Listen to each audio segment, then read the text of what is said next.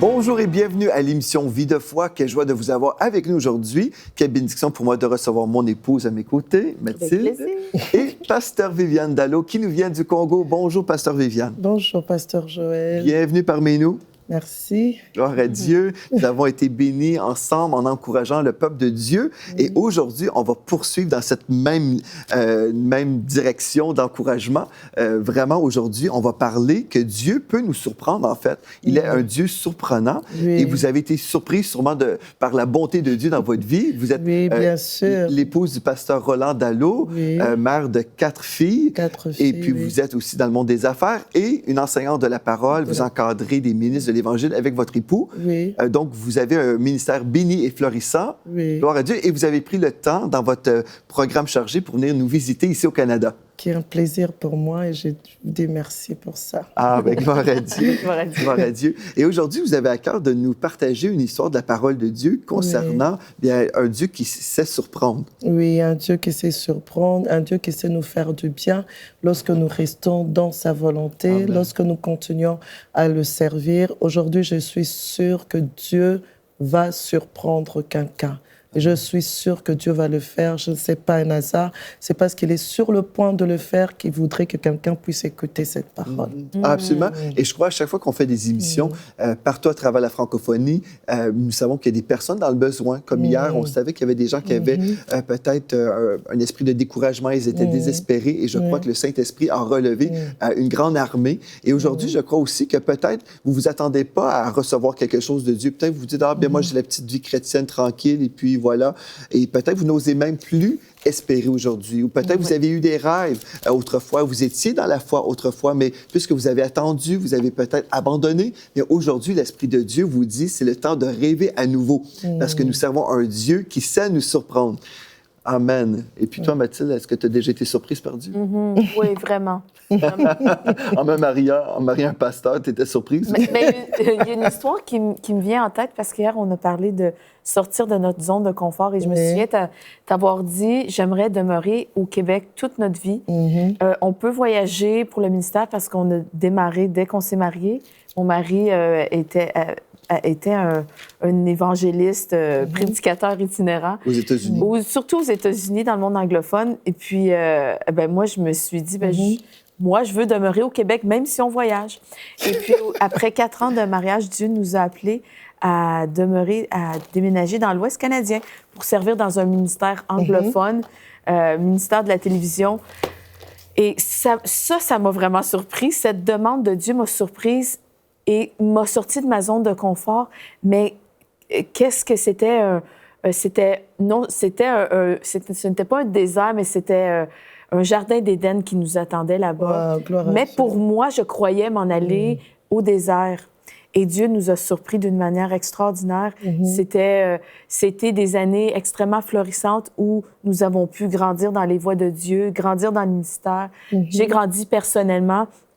J'ai définitivement sorti de ma zone de confort. Changement de coin de pays, changement de langue. Et donc, aujourd'hui, je sais que Dieu veut parler à des gens, Dieu veut les surprendre, mais je pense qu'il faut demeurer l'esprit ouvert, le cœur ouvert et surtout croire que si Dieu nous demande de faire quelque chose, eh bien, Dieu entreprend vraiment pour tout mettre en ordre pour que ça soit absolument le meilleur pour nous. Dieu a dit, j'ai des projets de paix et de bonheur, un avenir et de l'espérance dans Jérémie 29:11. Donc, ce Dieu surprenant est le Dieu qui nous conduit à chaque jour de notre vie. Il faut juste être prêt à le suivre.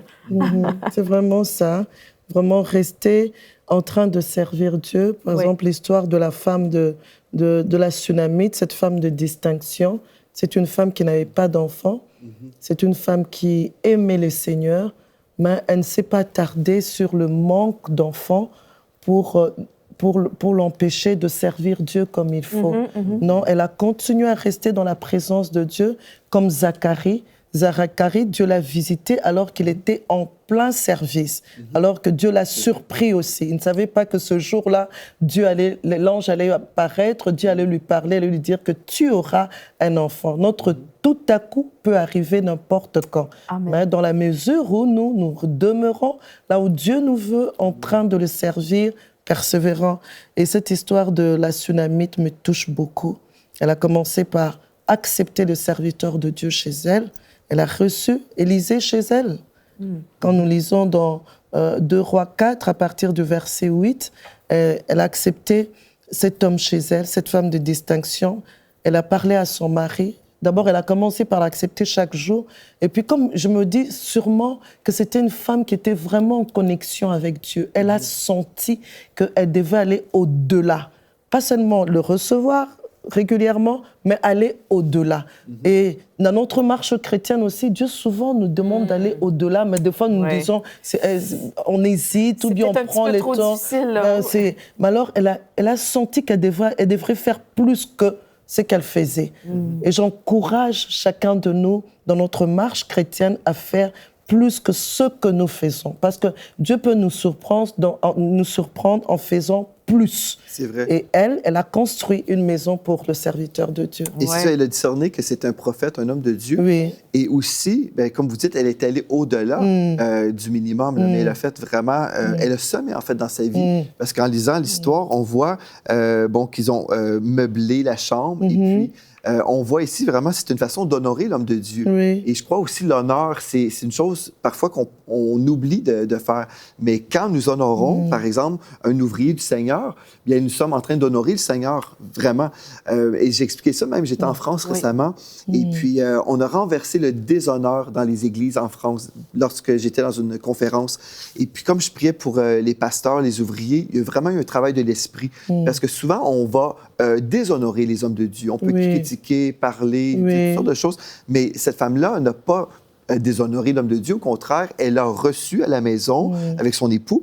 Et puis, elle a même fait une chambre pour lui. Elle a meublé la chambre pour accueillir l'homme de Dieu. Donc, si nous accueillons et nous célébrons les dons que Dieu a donnés à son Église, selon Éphésiens 4, 11 à 16, bien, nous sommes en train d'accueillir Dieu. Amen. Et si nous accueillons Dieu, nous pouvons aussi accueillir les miracles de Dieu. Amen. En fait, elle l'a reçu comme si c'était Dieu lui-même en personne, mais avec un esprit d'excellence. Amen. Et je crois vraiment que ça, l'honneur et l'excellence, c'est ce qui règne au ciel. C'est l'atmosphère du ciel.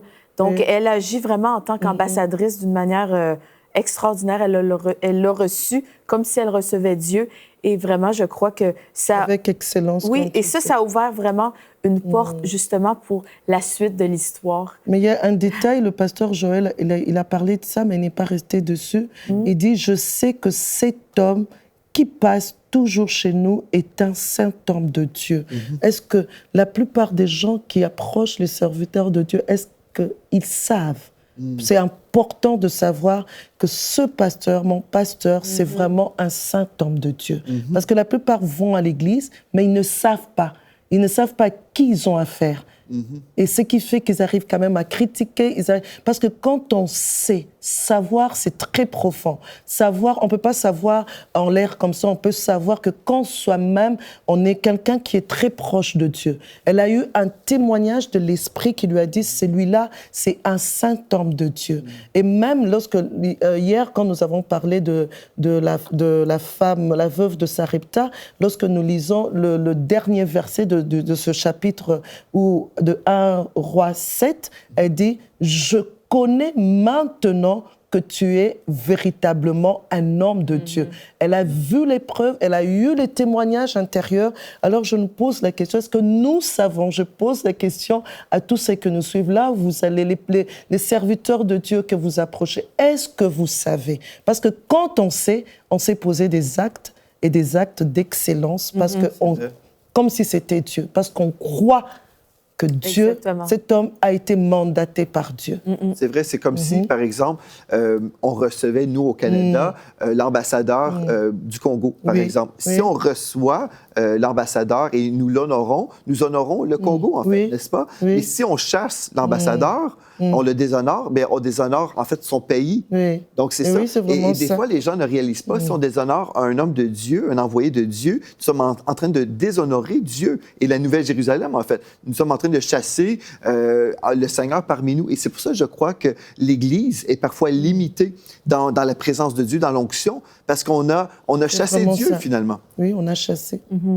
Trop de murmures. C'est ça, mais je pense que quand on agit de cette manière-là, avec excellence, en recevant l'homme de Dieu comme un représentant du royaume de Dieu, ça ouvre la porte justement à ce que Dieu fasse des choses extrêmement grandes.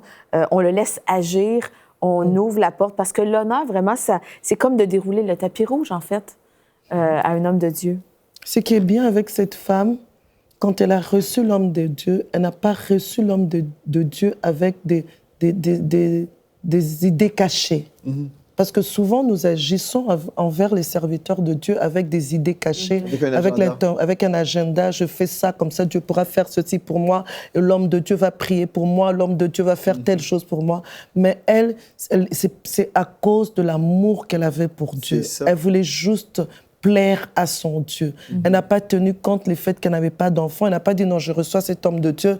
Ah, comme ça, peut-être qu'il va prier pour moi, peut-être que j'aurai un enfant. Le verset 15 nous dit, parce que quand on l'a appelé, le verset 16 nous dit, quand on l'a appelé, elle a dit, mon Seigneur, homme de Dieu, ne trompe pas ta servante. Pour dire, non, ou plutôt, je parlerai du verset où dit qu'elle était bien au milieu de son peuple. Au verset 13, Élisée dit à Géasi, dis-lui, voici, tu nous as montré tout cet empressement, que peut-on faire pour toi? Faut-il parler pour toi au roi ou au chef de l'armée? Elle répondit, j'habite au milieu de mon peuple. Non, ce verset me touche toujours. D'abord, elle reconnaît que c'est un saint homme de Dieu. Quand je reconnais que c'est un saint homme de Dieu, donc il a l'autorité, il a le pouvoir, il est mandaté par Dieu. À ce moment-là, quand il me pose la question, qu'est-ce que tu veux qu'on fasse pour toi? Mais cette femme, elle avait un amour fou pour son Dieu. Elle a juste répondu, maintenant je suis bien, j'ai Dieu. J'aime bien dire, Jésus est vivant, la vie est belle. Je suis bien, j'ai Jésus avec moi. Alors, Élisée était impressionné par la réponse de cette dame. Et comme Dieu aime ça, Dieu a surpris cette femme. C'est ça, elle avait un cœur pur. Ses motivations, c'était vraiment... Elle était poussée par l'amour. Poussée par l'amour. Elle n'a pas essayé de manipuler l'homme de Dieu. Non. Dans le fond, ce que je voulais dire, c'est la même chose que toi. C'est ça, c'est que en préparant la petite chambre, en faisant tout ce qu'elle faisait pour vraiment rendre l'homme de Dieu confortable, le bénir, c'était des motifs purs. C'était pas, mais si je lui fais une petite chambre, peut-être que j'aurai une parole, peut-être que j'aurai sa bénédiction, peut-être que si, peut-être que ça. Et souvent, les gens font l'erreur ou s'en rendent même pas compte. Ils manipulent avec leurs actions, avec leurs paroles, avec des paroles. En fait, leurs motifs ne sont pas désintéressés. C'est ça. Et vraiment, cette histoire-là est tout à fait l'image parfaite d'une femme qui avait le cœur pur et qui aimait tout simplement Dieu. Oui. J'aimerais dire à une personne qui nous suit que ta détermination et ta persévérance à servir Dieu va attirer la main de Dieu sur toi. Parce que nous voulons la main de Dieu sur nous. Alors notre persévérance à servir Dieu, notre détermination, en dépit de tout, en dépit de tout ce que nous pouvons voir, entendre, ressentir, en dépit de tout ça, lorsque nous restons déterminés à servir Dieu, lorsque nous restons persévérants dans le service de Dieu, Dieu finit toujours par étendre sa main sur nous. Amen, oui. Et puis finalement, Pasteur Viviane, en lisant ce texte-là, vous avez compris que cette femme a su toucher le cœur de Dieu. Oui, elle a su toucher le cœur de Dieu et ça n'a pas empêché au diable de toucher encore à cette femme, de bousculer cette femme. Bien qu'elle a su toucher le cœur de Dieu, Dieu a agi dans sa vie, Dieu l'a surprise. Elle ne pouvait pas s'imaginer, s'imaginer en recevant Élie chez elle parce qu'elle n'y pensait même pas qu'elle allait elle allait finalement avoir cet enfant dont elle avait toujours rêvé. Et pour lequel, je crois, elle avait déclassé le dossier. Elle a classé le dossier, elle a dit, bon, je ne prie pour ça, j'ai tellement prié pour ça, bon, je laisse, puisque Dieu me veut dans cet état, alors je me donne totalement à lui. Dieu aime bien quand on s'abandonne à lui. Alors cette femme, elle reçoit finalement cet enfant Dieu permet qu'elle conçoive, mais ça n'a pas empêché au diable de toucher à cet enfant. Je vais juste lire le texte, verset 16, que vous avez déjà lu. Elle dit, au verset 16, Élisée lui dit, à cette même époque, l'année prochaine, tu embrasseras un fils. Amen. Et elle dit, non, mon Seigneur, homme de Dieu, ne trompe pas ta servante. Et je pense qu'il y a des gens à la maison qui sont comme ça aussi en ce moment. Dieu vous fait une promesse et vous dites, ah non, je veux pas que tu me donnes de faux espoirs. Mais en fait, quand Dieu parle, on peut vraiment savoir que la promesse de Dieu est oui et amen. Amen. Donc, cette femme-là, elle avait cette crainte, mais heureusement, au verset 17, cette femme devait enceinte et elle enfanta un fils à la même époque, l'année suivante, comme Élisée le lui avait dit. Mais comme vous dites, ensuite, il y a un drame qui se produit pour cette dame. Et puis, c'est comme un cadeau, mais finalement, elle vit quelque chose de très difficile. Oui, et même pour rebondir sur ce que tu as dit, pasteur, ce que tu as dit, nous devons croire à la parole de Dieu parce que la parole de Dieu est oui et amen, parce que c'est aussi une arme que tu vas utiliser encore. Bon, une arme. C'est aussi cette parole que tu vas utiliser quand un problème va surgir. Parce que quand le diable a touché à cet enfant, quand cet enfant est mort, elle a dit non. Elle est restée avec cette parole. Je suis sûre, pendant que l'enfant était en train de mourir sur ses genoux, elle a dit, Seigneur, je n'avais rien demandé, c'est toi qui m'as donné cet enfant. Et quand tu donnes, la bénédiction de Dieu ne s'accompagne d'aucun chagrin. Elle a jugé, elle a dit, non, cette situation qui a l'air irréversible, pour moi, ne sera jamais irréversible. Je sais que Dieu peut changer les choses. Amen. Je sais que Dieu peut changer parce qu'il m'a parlé. Elle est restée sur cette parole et quand elle est allée voir le serviteur de Dieu, elle lui a même dit, si on peut retrouver ce verset. Il y a quelque chose qu'elle dit au verset 23. Oui. Oui, c'est ce qui est sa confession, là. C'est sa confession, verset 23. Tout va bien. Elle dit tout va bien, mais c'est surtout quand elle rencontre le serviteur de Dieu. Donc, c'est ça. Ai-je demandé un fils, au verset 28, ai-je demandé un fils à mon Seigneur? N'ai-je pas dit, ne me trompe pas? Donc, elle revient avec la parole de Dieu. Elle dit, c'est Dieu qui m'a donné, je n'avais pas demandé. Quand on est sûr que telle chose, c'est Dieu qui donne, on sait aussi bien réagir quand quel malheur arrive. Comme le pasteur a dit, des fois, c'est le diable qui peut venir et toucher l'enfant, toucher la bénédiction de Dieu. On croit peut-être que c'est Dieu. Non, c'est pas toujours Dieu les malheurs que nous vivons, ce n'est pas toujours Dieu. Dieu peut permettre des difficultés, des épreuves, mais les tentations ne viennent pas de Dieu. Une chose est certaine, ce que j'aime enseigner souvent ici à l'émission Vie de foi, c'est que nous pouvons être éprouvés en tant qu'enfants de Dieu, nous pouvons être persécutés pour le nom de Christ, n'est-ce pas? Mais Dieu, Dieu, c'est un Dieu d'amour, c'est un Père, premièrement. Dieu nous aime. Comme moi, j'aime mes deux filles, vous êtes une maman, vous aimez aussi vos filles, n'est-ce pas? Bien, nous voulons prendre soin de nos enfants. Et notre Père céleste est un bon berger. L'Éternel est mon berger, je ne manquerai de rien. Donc, le cœur de Dieu, pour nous, c'est un Dieu, c'est un cœur d'amour. Donc, on doit discerner. Et à la maison, je crois que l'Esprit de Dieu vous appelle aussi à discerner ce qui vient de Dieu et ce qui vient du diable. Le diable vient nous voler, nous égorger et nous détruire. Mais Jésus est venu pour nous donner la vie et la vie en abondance. Donc, on doit discerner, est-ce que c'est la bénédiction ou c'est la malédiction? On doit chasser la malédiction au nom de Jésus. Et cette femme-là qu'on retrouve ici, elle a perdu son enfant qui a eu un mal de tête terrible. Un mal de tête. Il décède. Et puis, c'est terrible. Là. Elle a été bénie par cet enfant. Elle savait que cet enfant était une bénédiction de Dieu, mais le diable venait voler sa vie. Donc, ce qu'elle a fait est aller voir l'homme de Dieu. Et puis, au départ, lui dit, OK, bien, prends mon bâton, va-t'en avec. Non, tu vas venir à la maison. Oui, elle était déterminée aussi. Elle était déterminée. Je ne quitterai pas à moins que tu m'accompagnes. Et puis, finalement, nous connaissons par l'histoire qu'un miracle va se produire. Oui, un grand miracle va se produire. C'est là, j'en profite aussi pour dire, n'enterrons pas nos enfants. Nous vivons des situations et nous les enterrons. Nous nous disons, non, c'est la volonté de Dieu. N'enterrons pas. Quand nous sommes sûrs que ce que nous avons, c'est Dieu qui nous l'a donné, n'enterrons pas. N'enterrons pas nos enfants. Elle n'a pas enterré, elle a refusé et un miracle va se produire. Mais cette femme, Dieu la surprend encore une deuxième fois, tellement elle est restée persévérante. Après ce miracle, je ne connais pas bien les détails de sa vie, mais lorsque nous allons dans 2 Rois 8, nous pouvons aller là-bas, dans 2 Rois 8, on nous parle encore de cette femme. Dieu la visite encore une deuxième fois. Il y a la famine qui arrive. Dieu envoie son serviteur et lui dit, voilà, quitte le pays, va séjourner pendant 7 ans ailleurs et tu reviendras après. Elle était bénie, cette femme. Elle était vraiment bénie. Et sa bénédiction, je crois, c'est par le fait qu'elle est restée attachée à Dieu sans condition. Elle n'a pas posé de conditions à Dieu. Elle n'a pas dit, Seigneur, si tu fais ci, moi je ferai ça. Seigneur, si tu donnes ci, moi je te donnerai ça. Elle est restée attachée à Dieu. Son objectif, c'était le royaume des cieux. Son objectif, c'était de servir Dieu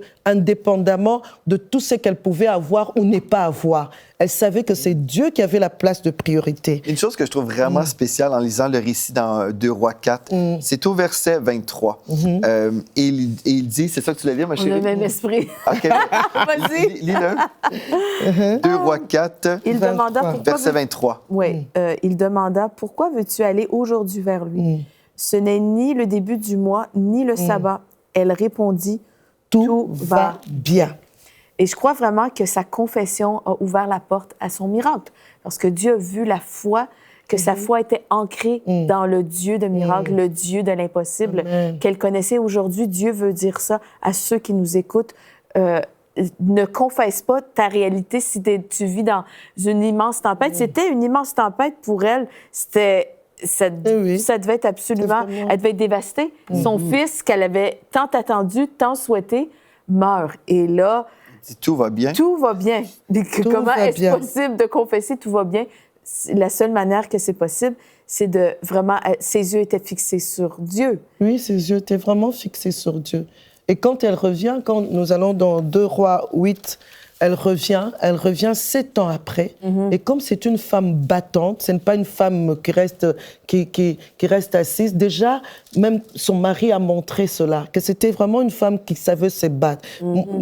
La Bible dit dans Proverbe 14:1, la femme sage bâtit sa maison et l'insensé la renverse de ses propres mains.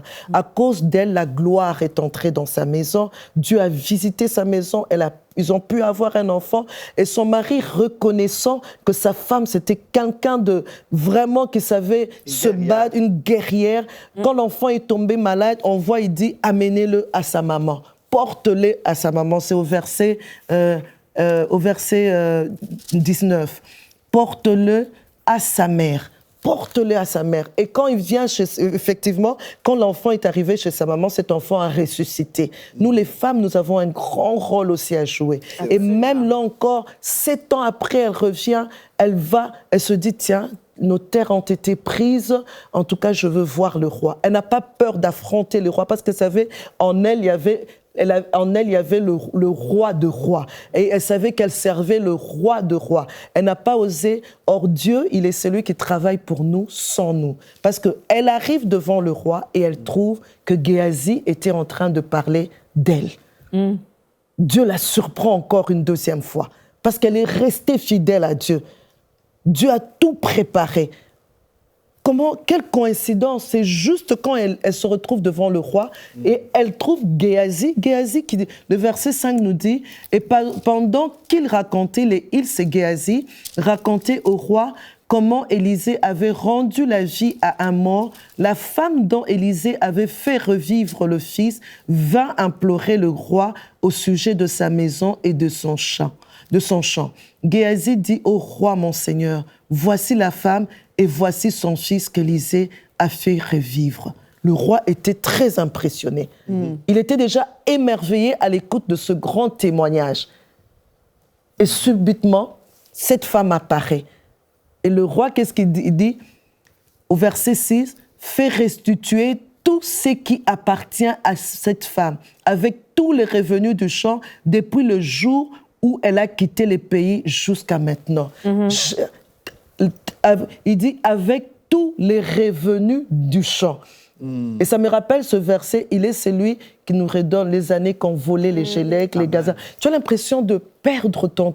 Tu as l'impression que tu perds le temps. Tu as l'impression que Dieu ne t'exauce toujours pas. Tu as l'impression, tu te dis, Seigneur, je suis à ton service, je t'aime. Seigneur, je suis fidèle, je fais l'effort d'être ponctuel. J'aimerais te dire, Dieu va te surprendre. Et quand il surprend, il sait très bien les faire. Là, au-delà de restituer les terres, il restitue même le revenu de 7 ans, alors qu'elle n'était pas là. C'est merveilleux.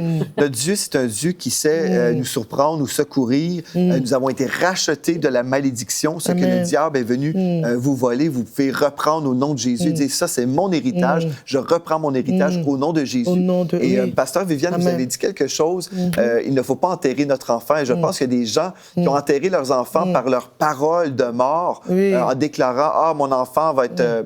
une faillite, dans la faillite, peu importe. On peut déclarer des paroles de malédiction sur nos enfants parce que nous regardons parfois dans le naturel et on perd espoir. Et ces enfants peuvent même être nos affaires, ces enfants peuvent être nos maris, ces enfants peuvent être nos biens, ces enfants peuvent être notre propre église. Seigneur, ça ne prospère pas, cette église n'ira jamais de l'avant. On enterre par nos paroles. Ou on peut dire, comme cette femme, tout va bien. On peut renverser les paroles de malédiction et déclarer la bénédiction de l'Éternel sur la tête de nos enfants, sur votre mari, votre épouse, votre famille, votre ministère, votre commerce, peu importe. Pouvez-vous prier pour les personnes qui ont compris aujourd'hui qu'ils voulaient faire comme cette femme, être une personne de foi et de reprendre ce que le diable a volé? Amen. Amen. Gloire à Dieu. Seigneur Jésus, nous venons te confier toutes ces personnes qui nous regardent présentement, qui ont suivi cette émission, à qui tu as parlé, à qui, Seigneur Dieu de gloire, tu as convaincu par ton esprit qu'il était plus que temps de se lever, qu'il était plus que temps de renoncer à toutes ces paroles négatives prononcées qui ont fait que les choses ont été enterrées, les enfants ont été enterrés, les églises ont été enterrées, les vies de couple ont été enterrées, les finances ont été enterrées. Seigneur, merci, merci de relever leur foi. Merci, Seigneur Dieu de gloire, d'annuler toutes ces paroles négatives qui ont été prononcées. Seigneur, merci de le faire. Amen. Frères et sœurs, je te demande, cite ces paroles, refuse ces paroles que tu as eu à prononcer, refuse-les au nom de Jésus. Seigneur, merci, merci parce que toi, tu prends en charge chaque personne. Merci parce que toi, tu renouvelles la force d'une personne pour continuer à être à ton service, à rester là où toi, tu la veux. Seigneur, merci de renouveler la détermination à te servir, à continuer à aller avec toi. Seigneur, bénis chaque personne au nom de Jésus. Amen. Amen. Gloire à Dieu. Merci, Pasteur Viviane. Nous avons été bénis. Nous servons un Dieu qui sait nous surprendre et je sais que Dieu veut vous surprendre aujourd'hui. Relâchez votre foi et honorez le Seigneur comme on vient d'entendre aujourd'hui et comme vous allez louer le Seigneur et lui faire une place. Vous pouvez vraiment lui faire une place dans votre cœur, dans votre vie et vous verrez la bonté de Dieu éclater dans vos vies dans le nom de Jésus. Donc, merci d'avoir été là avec nous, Pasteur Viviane. Et merci à vous à la maison d'avoir été là. On se retrouve demain pour une autre émission Vie de foi. D'ici à demain, soyez richement bénis.